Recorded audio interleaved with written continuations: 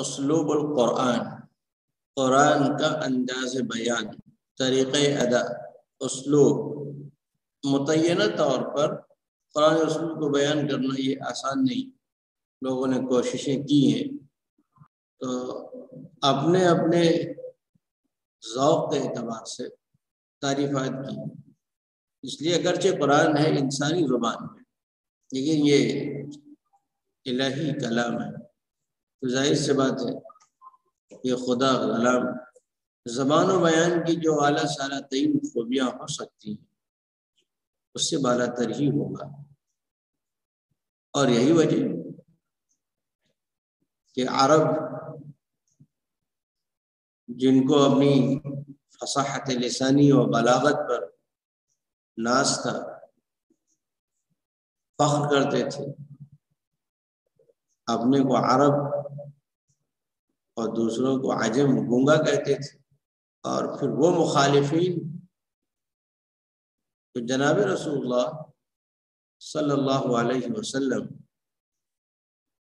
کے اور آپ کے لائے ہوئے دین، آپ کی دعوت اور جو کچھ آپ ان کے سامنے پیش کرتے تھے سخت مخالفت کرتے تھے، جان لینے پر آمادہ کرتے تھے، لیکن وہ بھی اس بات پر قائل تھے، اگرچہ سامنے تو نہیں کہتے تھے لیکن آپ ملتے ضرور کہتے کہ نہیں یہ انسانی کلام نہیں ہو سکتا، اس کی طاقت سے باہر ہے۔ ایسی ولید بن مغیرہ کا واقعہ ہے، جب اس نے کلام سنا اسے رہا نہیں گیا، اس نے اعتراف کیا کہ نہیں یہ انسان کا کلام ہے ہی نہیں، یہ تو بہت ہی اعلیٰ ترین نمونہ کلام ہے۔ تو فردوسی کا واقعہ ہے، قرآن میں روئی لگا لی تھی، آواز نہ جا سکے، لیکن اللہ نے توفیق ان کے لیے مقدر کر دی تھی تو آواز گئی اور فوراً کہہ اٹھے کہ نہیں یہ کوئی جادو نہیں ہے، اس میں ایک الگ ہی تاثیر پائی جاتی ہے۔ پھر بھی ذہن سے قریب کرنے کے لیے، سمجھانے کے لیے کہ قرآن کا انداز بیان کیا ہے، اس لیے کہ آپ نے ابھی تک جو عہد جاہلی کی شاعری اور اس کے جو عناصر ہیں، اوزان ہیں، قوافی ہیں، ان کو دیکھا، ایسی نثر فنی اور اس کے نمونے، مسجع کلام، یہ چھوٹے چھوٹے جملے ہوں اور ہر جملے کے آخر میں ماقبل سے یکسانیت ہو، حروف میں ہو، وزن میں ہو، لفظ میں وغیرہ، تو کیا ہے اپنا اسلوب متعین ہے۔ قرآن میں دونوں انداز ملتے ہیں، کہیں تو ایسا لگتا ہے کہ شاعری کا انداز کہ جس طریقے سے شاعری کے اندر وزن اور قافیہ بندی، بہت سی آیتیں ایسی ہیں، ایک سلسلہ چلتا ہے کہ وہ کیفیت سامنے آتی ہے، ایسی جو مسجع کلام ہے، جو مکی صورتیں آپ اس میں دیکھیں کہ آخر میں یکسانیت پائی جاتی ہے، اس کو ہم نے بلاغت میں اس چیز یا اس خوبی یا اس صفت کو فاصلہ کہتے ہیں، اس کی جمع یہاں پر فواصل استعمال کی ہے۔ دونوں انداز کی اس میں خوبیاں ہیں، جامعیت شاعری کا جو اسلوب ہے اس کی جو خوبیاں اور محاسن ہیں، اور نثر فنی کا جو انداز، خوبیاں اور خصوصیات ہیں وہ بھی، دونوں کا قرآن جامع، دونوں اسلوب اس کی جھلکیاں اس میں ملتی ہیں اور صاف طور پر محسوس ہوتا ہے، لیکن اس کی پابندی نہیں ہے، اس لیے نہ تو ہم اس کو شاعری کہتے ہیں نہ بلکہ بین الشعر والنثر، بین تو مخاطب کی نفسیات اور کیفیات، پھر معنی و مفاہیم، موضوعات، اس کے اعتبار سے بھی فرق ہمیں ملتا ہے۔ تو وَلَقَدْ جَمَعَ الْقُرْآنُ بَيْنَ قَصَارَةِ الْمَعْنَى وَإِحْكَامِهِ وَرَصَانَةِ اللَّفْظِ وَفَصَاحَتِهِ، قرآن نے معانی کی کثرت، بہتات اور اس کی پختگی کو لفظ کی پختگی اور فصاحت دونوں کو جمع کر لیا ہے۔ غزالی کہتے کثرت، تو قرآن دیکھیے 1400 سال سے زیادہ گزر گئے اور لوگ مسلسل اس پر کام کر رہے ہیں، ترجمے لکھ رہے ہیں، تفسیریں لکھی جا رہی ہیں مختلف پہلوؤں سے، سائنسی اعتبار سے، بلاغت کے اعتبار سے، ادب کے اعتبار سے، احکام کے اعتبار سے، سائنس کے اعتبار سے، اور نئے نئے روز کے اندر حقائق سامنے آتے چلے جاتے ہیں، کھلتے جا رہے ہیں۔ تو گویا کہ معنی حقائق کا ایک بحر بیکرا ہے، غوطہ خور جتنا سمندر میں نیچے جاتا ہے تک جاتا ہے، ایسے ہی موتی لال و گوہر نکالتا ہے۔ صحیح قرآن آپ جتنا غور کریں گے، سوچیں گے، تفکر اور تدبر سے کام لیں گے، تو آپ کے نئے نئے معانی، نئے نئے حقائق آپ پر روشن ہوتے جائیں گے۔ یہی ہے غزارۃ المعنی، معنی کی کثرت و بہتات ہے۔ اور کیوں نہ ہو، یہ آخری کتاب ہے، انسانیت کا ہدایت نامہ ہے، اب اس کے بعد کوئی کتاب نہیں آنی ہے، قیامت تک کے لیے ہی ہے۔ اب قیامت تک کے لیے جو مسائل پیدا ہوں گے، جو چیزیں آئیں گی، جو تقاضے آئیں گی، سب کی رہنمائی اس میں موجود ہے۔ اور معانی بھی جو ہے کوئی ڈھیلے ڈالے عام نہیں، بلکہ بالکل ٹھوس اور موضوع مستحکم، ایسے الفاظ میں یوں ہی عام الفاظ نہیں، ٹیکسالی زبان استعمال کی اور فصیح الفاظ، غرابت نہیں، اجنبیت نہیں، بازاری اور سوقی نہیں، فاشی نہیں، عام فہم معروف الفاظ اس کو عرب سمجھتے اور بولتے تھے، اور جو عربی جانتا اور سمجھتا ہے وہ اس کو بخوبی جانتا بھی ہے۔ واشتمل على نواحی فکریہ نفسیہ مختلفہ، ایسے قرآن مختلف نفسیاتی، ذہنی اور فکری پہلوؤں پر مشتمل ہے، یعنی افکار سے بحث ہے، خیالات پیش کیے گئے، ذہنی اور نفسیاتی جو کیا گیا ہے، تو جو مختلف پہلو انسانی زندگی کے ہیں، یعنی من تشریع، قانون سازی، دستور، انسان کے لیے، فرد کے لیے، جماعت کے لیے، محلے کے لیے، ایک سوسائٹی کے لیے، ایک حکومت کے لیے، مملکت کے لیے جو اصول، ضوابط اور تشریع اور قانون ہو سکتا ہے، وہ اس کی رہنمائی ہے۔ وتہذیب، تہذیب و تمدن، تعلیم و تربیت، اس سب کے معانی موجود ہیں۔ وصف، اور کسی کا سراپا بیان کرنا، تصویر کشی کرنا، وصف بیان کرنا، یہ طریقہ ہے۔ وصف الطبیعہ ہو، وصف المظاہر ہو، وصف الصید ہو، وصف الرجل ہو، وصف الانسان ہو، وغیرہ، یہ تمام زندگی کے پہلو ہیں۔ اس سے متعلق جو ہدایات ہیں، جو افکار و خیالات ہیں، احساسات و جذبات ہیں، سب کی ترجمانی قرآن میں ہے۔ اور یہ ترجمانی، یہ بیانیہ جو نیریشن ہے، یوں ہی ڈھیلا ڈالا نہیں، بلکہ بِأَبْلَغِ الصُّوَرِ الْبَيَانِيَّةِ مَعْنًا وَعِبَارَةً، کہ ان تمام چیزوں کو بیان کیا گیا ہے کہ بیان کی جو بلیغ ترین شکل ہو سکتی ہے، معنوی اعتبار سے، ظاہری الفاظ کے اعتبار سے، اس بلیغ ترین شکل میں بیان کیا گیا ہے، یعنی وہ انسان کی بس کی بات نہیں ہے۔ تو آپ دیکھیں جو مکی صورتیں اس وقت کیا حالات تھے، کیا ماحول تھا، مخاطب کون تھے، کس چیز کی ضرورت تھے، اس اعتبار سے مخاطب۔ تو مدنی جو صورتیں ہیں، جبکہ اسلام کا استحکام و استقرار حاصل ہوا، اب مخاطبوں کی نوعیت کیا تھی، حالات کیا تھے، صورتحال کیا تھی، تقاضے کیا تھے، اس طریقے سے اس کو پیش کیا گیا ہے۔ وَأَشَدِّهَا وَأَسْمَاهَا تَأْثِيرًا وَمَكَانَةً، اور بیان کی جو بلند ترین مقام و مرتبے کے اعتبار سے اور تاثیر کے اعتبار سے جو سب سے اعلیٰ ترین شکل ہے، اس شکل، انداز بیان اور اسلوب کو اختیار کیا گیا ہے، مع عدم التقید بقیود الفن المفروضہ۔ یہ تاثیر ہے، یہ بلاغت فساد کا اعلیٰ معیار ہے، لیکن اس کے باوجود یہ ادب و فن شعر و شاعری نثر فنی کی جو متعینہ قیود و پابندیاں ہیں، شرائط ہیں، ان کی پابندی نہیں ہے کہ آپ کو ایسا لگے کہ جو اصول متعین ہے اس کا پابند اس کے ڈرے پہ چل رہا، نہیں، اس کا لحاظ ہے پورا لیکن پابندی نہیں۔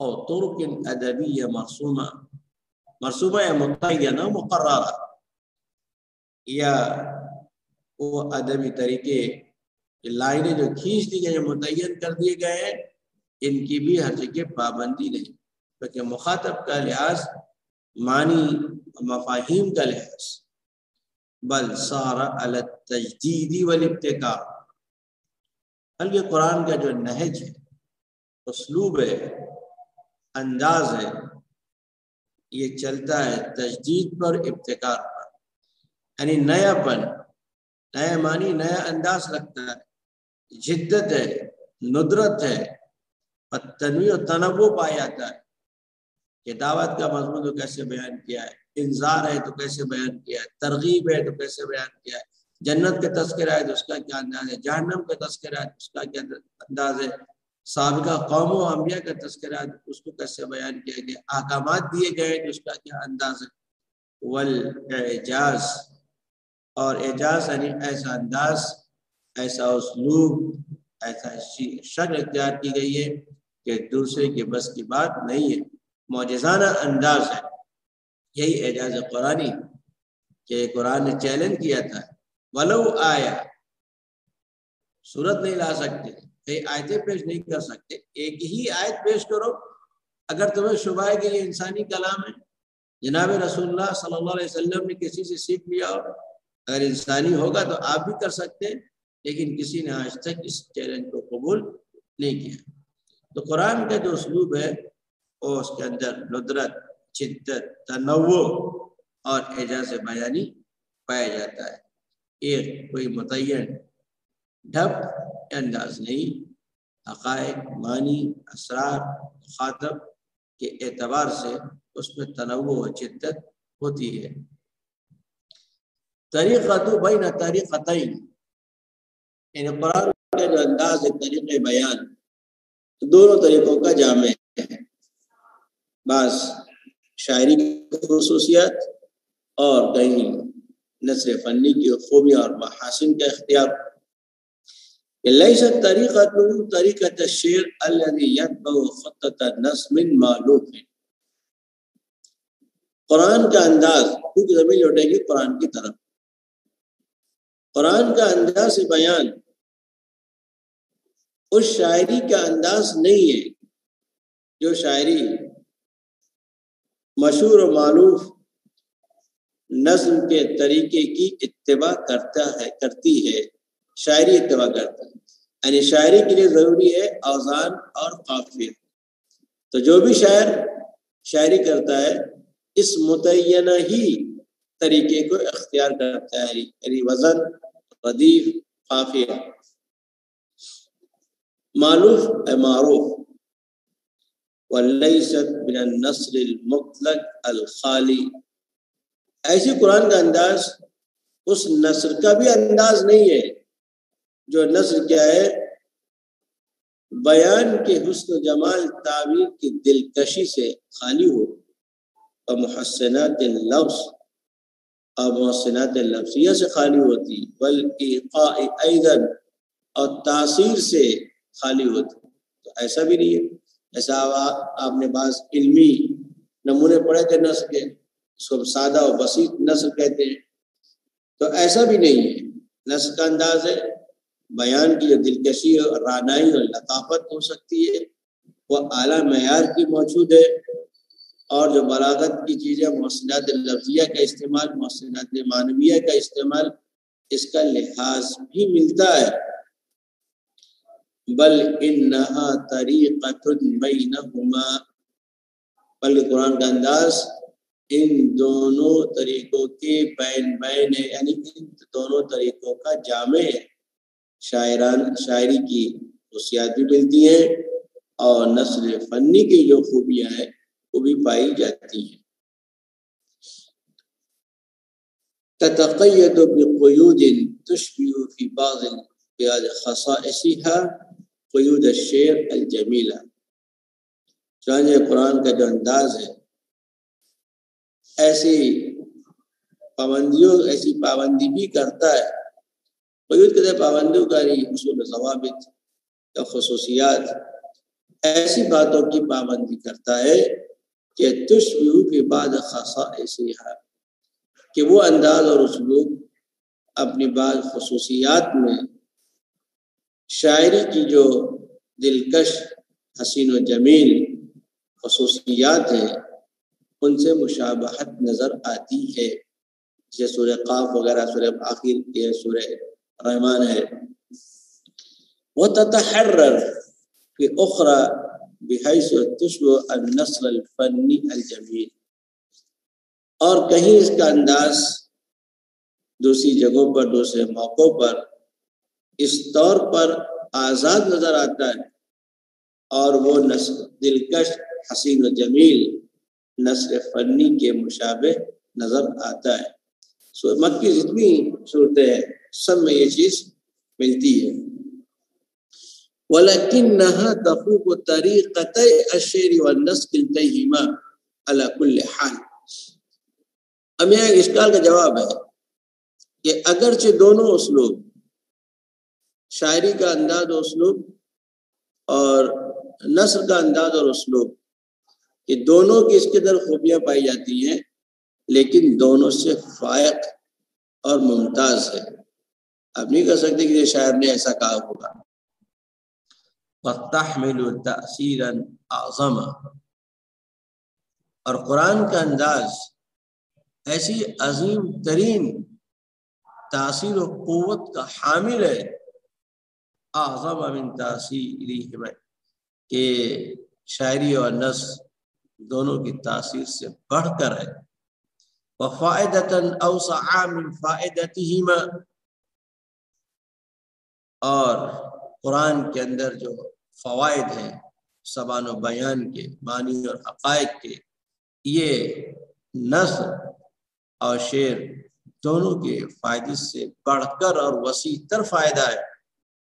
وَجَمَالًا أَصْحَرَ وَمَانًا أَغْزَرَ مِنْهُمَا جَمِيعًا، اور اس کے اندر ایسا جادوی حسن و جمال ہے اور ایسی کثرت سے معانی اور حقائق ہیں کہ ان دونوں سے، یعنی شاعری اور نثر، زیادہ کثرت اور معنی کی بہتات ہے، معنویت ہے.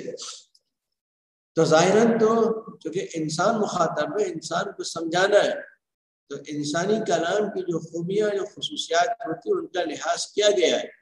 لیکن یہ خوبیاں اور یہ خصوصیات انسانی جو کلام ہے اس کی جو دونوں شکلیں ہیں، نظم اور نثر، ان سے فائق اور ممتاز ہیں ہر اعتبار سے. اجمالی طور پر بیان کرنے کے بعد اب الگ الگ کچھ قرآن کی خوبیاں یا خصوصیات، ممیزات کا ذکر ہے کہ قرآن کی اسلوب کے نمایاں خصوصیات کیا کیا ہے. جمال العبارہ و عصوبۃ الصوت، پہلے خوبی کیا ہے؟ عبارت کی دلکشی، حسن و جمال اور آواز کی چاشنی، حلاوت اور مٹھاس. ایسی جب کوئی بہترین مجود قرآن کو پڑھتا ہے، وہاں کیسا لگتا ہے وہ کانوں میں کوئی رس بول رہا ہو. یعنی جو عربی زبان نہیں بھی جانتے ہیں لیکن تب بھی قرآن کے یہ جو تاثیر، ایک آواز کے اندر مٹھاس ہے، نہ جاننے والا بھی اس مجود قاری کی طرف متوجہ ہو جاتا ہے، سنتا ہے، اثر لیتا ہے. فحینا یمتلئ اسلوبہ بجمال العبارہ وتاثیر اللفظ. فحینا، کہیں پر قرآن کے اسلوب میں عبارت کا حسن و جمال اور لفظ کی قوت و تاثیر سے لبریز ہے. امتلا مانے بھرنا، لبریز ہونا، یہ حسن و جمال آخری درجے کا، اور لفظ کی جو تاثیر ہوتی ہے وہ پائی جاتی ہے. ما جسالت المعنی، اس کے ساتھ ساتھ معنی کے اندر پختگی، مضبوطی اور اس کے اندر زور بھی ہوتا ہے. تو لفظ بھی طاقتور اور جو معانی بیان کیے جا رہے ہیں وہ بھی طاقتور. فَيَحْمِلُ تَأْثِيرًا أَشَدَّ مِنْ تَأْثِيرِ الشِّعْرِ.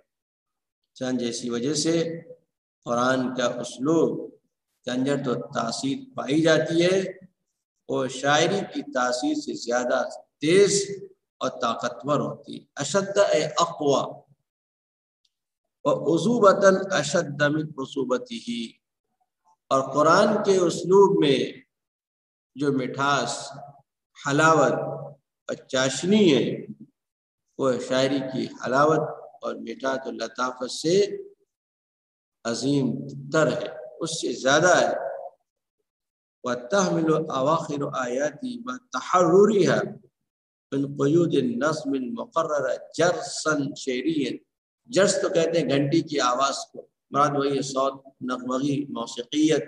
قرآن کی آیتوں کے جو اواخر یعنی آخری جملہ جو جملہ ختم ہوتا ہے، اس کو آگے کہہ رہے ہیں فواصل. یہ اگرچہ نظم کے جو متعینہ اور اس کی مقررہ پابندیاں ہیں، شرائط ہیں، ان سے آزادی کے باوجود قرآن کے اسلوب کے اندر مؤثر شاعرانہ تاثیر و قوت پائی جاتی ہے. حالانکہ اوزان، قوافی اور ردیف کی پابندی نہیں ہے، لیکن کہیں کہ ایسا لگتا ہے کہ واقعی شاعری کا انداز چل رہا ہو. وَهِيَ تُسَمَّى بِالْفَوَاصِلِ وہی ہے اواخر آیاتہ. قرآن بلاغت کی اصطلاح میں ان کو فواصل کہتے ہیں. ایک کتابی ہے الفاصلہ فی القرآن، اسی موضوع پر کہ قرآن نے جو یہ طریقہ استعمال کیا ہے کہاں کہاں ہے اور اس کی کیا خوبیاں، اس کی کیا تاثیر پڑتی ہے. وہی تسمى بالفاصلہ وزن القافیہ. آیتوں کے آخر کو فاصلہ کہا جاتا ہے قافیہ اور ردیف کے بجائے. شاعری کے اندر ہم اسی چیز کو وزن، قافیہ اور ردیف سے تعبیر کرتے ہیں، اور قرآن کے سیاق میں ہم اسے فاصلہ کہتے ہیں. فَهِيَ لَا تَجْرِي عَلَى مَجْرٍ صَوْتِيٍّ أَوْ وَزَنِيٍّ وَاحِدٍ. چنانچہ یہ فواصل ایک ہی آواز کے نہج پر یا ایک ہی وزن کے راستے پر نہیں چلتی، بلکہ دو جملے تین جملوں کے بعد وزن بدلتا ہے اور آواز کے اندر بھی تبدیلی آتی ہے. وَأُسْلُوبُ وَلَيْسَ عَلَى أُسْلُوبِ السَّجْعِ أَيْضًا بِالْمَعنَى الدَّقِيقِ لِلسَّجْعِ. اور مسجع کلام کی جو باریک و لطیف معنی ہے، اس معنی کے اعتبار سے قرآن کا اسلوب بھی مسجع کلام کا اسلوب نہیں ہے. وہاں متعین ہے کہ مسجع کہتے ہی ہیں مسجع کلام جس کے دو جملوں میں یا تین جملوں میں یا جو آخری لفظ ہے یا وزن ہے اس کے اندر یکسانیت اور مشابہت پائی جاتی ہو. وَيُرَاءِ الْقُرْآنِ هَذِهِ الْفَوَاصِلِ. قرآن نے ان فواصل کا پورا لحاظ رکھا ہے، مخاطب کے اعتبار سے، موضوع کے اعتبار سے، موقع و محل کے اعتبار سے. فَيُؤَثِّرُ بِذَلِكَ أَثْرًا بَلِيغًا. چنانچہ اس اعتبار سے، اس لحاظ سے قرآن بہت بلیغ اثر ڈالتا ہے. وَيُنَوِّعُهَا.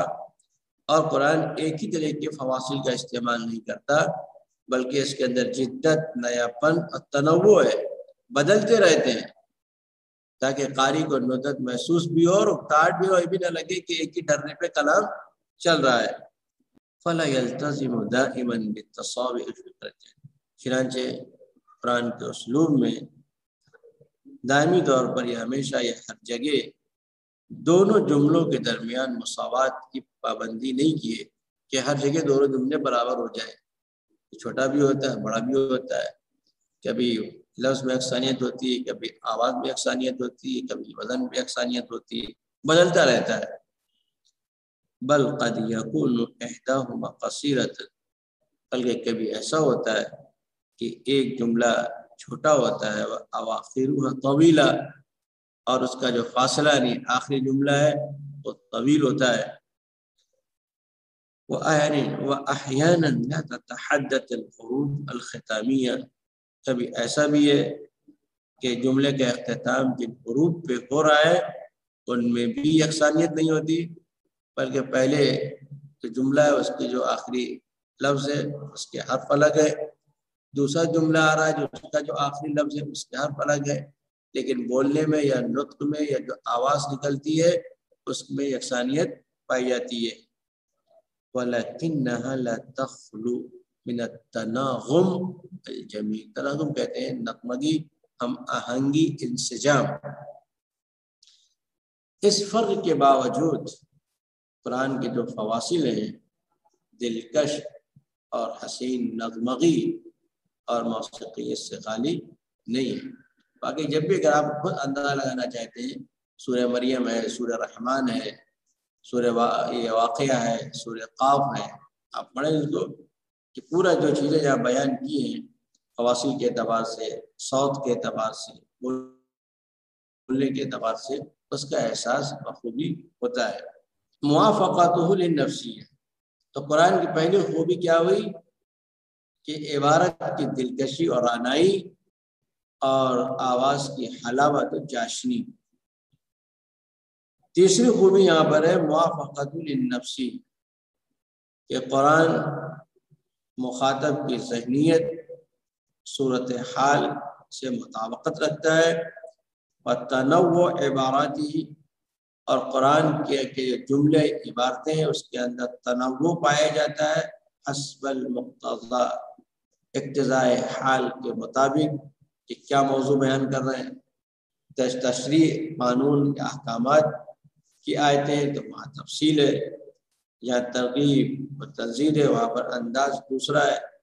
تو جیسے معنی بیان کر رہے ہیں، کس چیز کی ضرورت ہے اس کا لحاظ پورا ہے، مقتضاء حال کیا ہے، مخاطب کون ہے، کیا بات کہی جا رہی اس کا لحاظ ہے، اور ایک ہی طریقے کے جملے نہیں بلکہ جملے بدلتے رہتے ہیں، اگرچہ معنی میں کہیں کہیں تکرار آتا ہے تاکید کے طور پر کہ مفہوم ایک ہی ہے، لیکن لفظ بدل کر، جملے بدل کر اس کے اندر اور قوت اور تاثیر پیدا کی جاتی ہے۔ وَأَصْلُ أُسْلُوبِهِ هُوَ اتِّبَاعُهُ لِلْأَغْرَاضِ الْفَاضِلَةِ، قرآن کے اسلوب کی اصل اور بنیاد تو یہی ہے کہ قرآن یا قرآنی آیات ان شریفانہ اور فاضلانہ مقاصد، اہداف کے تابع ہے، التي انزل لاجلها، جن مقاصد کے لیے قرآن کو نازل کیا گیا ہے۔ وہ کیا ہے؟ انسان کی رہبری، رہنمائی اور اس کی ہدایت۔ اصل یہی ہے، اس کا پورے قرآن میں لحاظ ملتا ہے، لیکن ان مقاصد کی پوری اور بھرپور اور مکمل رعایت کے ساتھ ساتھ مع موافقت کاملہ بارعہ للنفسیہ التي یملکها مخاطبوہ، اس کے ساتھ ساتھ قرآن نے شاندار مکمل موافقت کی ہے، لحاظ رکھا ہے اس ذہنیت کا، اس عقل کا، التي یملکها مخاطبوہ، جو ذہنیت اس کے مخاطبین کی تھی، یعنی عرب۔ آپ دیکھیں، اسی لیے اونٹوں کا تذکرہ، پہاڑوں کا تذکرہ، سفر کا تذکرہ، جو چیزیں ان کے اندر رائج تھی، عرب جس کو سمجھتے تھے، ان کی جو ذہنیت تھی جس سے وہ مطمئن ہوتے ہیں، اس کا پورا لحاظ رکھا گیا ہے، اس لیے کہ مخاطب اول وہی تھے۔ جب مخاطب اول مطمئن ہو جاتا ہے، قانع ہو جائے، تو دوسرے کو مطمئن کرنا آسان ہے۔ وَلِلْأَجْوَاءِ الذِّهْنِيَّةِ وَالْوِجْدَانِيَّةِ الَّتِي يَسْبَحُونَ فِيهَا، ایسے قرآن میں ان ذہنی ماحول اور وجدانی حالات کا پورا خیال رکھا ہے، الَّتِي يَسْبَحُونَ فِيهَا، جس فضا میں وہ تیر رہے تھے، یعنی ان کا جو ماحول تھا، ان کا جو مزاج تھا، ان کا جو ذوق تھا، اس لیے کہ وہ صریح القول، صاف کو، امانت دار تھے، تو اس کا پورا لحاظ رکھا گیا، اسی اعتبار سے باتیں بیان کی گئی ہیں۔ پھر وہ امی تھے، ان پڑھ تھے، تو اسی سطح سے پیش کیا گیا تدریجاً کہ دھیرے دھیرے اس کو وہ سمجھ سکیں۔ وَلِذَلِكَ تَنَوَّعَتْ أَسَالِيبُ الْقَوْلِ فِيهِ بِتَنَوُّعِ الْحَالَةِ الْمَوْضُوع، اسی وجہ سے قرآن کے اندر بات کہنے کے جو انداز ہیں اس میں تنوع ہوتا ہے، حالت اور موضوع میں تنوع کے اعتبار سے۔ تو جیسے معنی و مضامین جیسا موضوع ہوتا ہے، قرآن ویسے ہی انداز اختیار کرتا ہے، انذار کا، تبشیر کا، ارشاد کا، تشریع و قانون کا، توجیہ کا، دعوت کا، تعلیم و تربیت کا۔ وباختلاف مستوى الوعي الوجدانی والنفسی للمخاطبین، ایسے ہی مخاطبین کی ذہنی، نفسیاتی اور وجدانی جو شعور تھا اس کی بھی رعایت ملتی ہے۔ مستویٰ کا معیار، وعی سمجھ، شعور۔ وَكُلُّ ذَلِكَ فِي تَنَاسُقٍ دَقِيقٍ وَانسجام لطیف، ان تمام باتوں کا بیان بہت ہی دقیق، ترتیب، توازن کے ساتھ اور لطیف، ہم آہنگی اور یکسانیت کے ساتھ۔ تناسق کہتے ہیں توازن کو، ہم آہنگی، انسجام کے معنی میں ان تمام چیزوں کا خیال رکھا ہے۔ ایک لطیف باتوں میں بھی، جملوں میں بھی، عبارتوں میں بھی ربط اور جوڑ پایا جاتا ہے، خلط مبحث نہیں ہے، ایک ترتیب سے مخاطب کو سے مخاطب کیا جاتا ہے، اس کے سامنے افکار و معنی پیش کیے جاتے ہیں، آپ اپنے خیالات رکھتے ہیں۔ قرآن کو دیکھیں، اسی طریقے سے جو چیزیں بیان کی ہیں، نہ کوئی کم نہ کوئی زیادہ، مخاطب کس سطح کا تھا، کس بات کی ضرورت تھی، ان تمام چیزوں کا خیال رکھا گیا ہے۔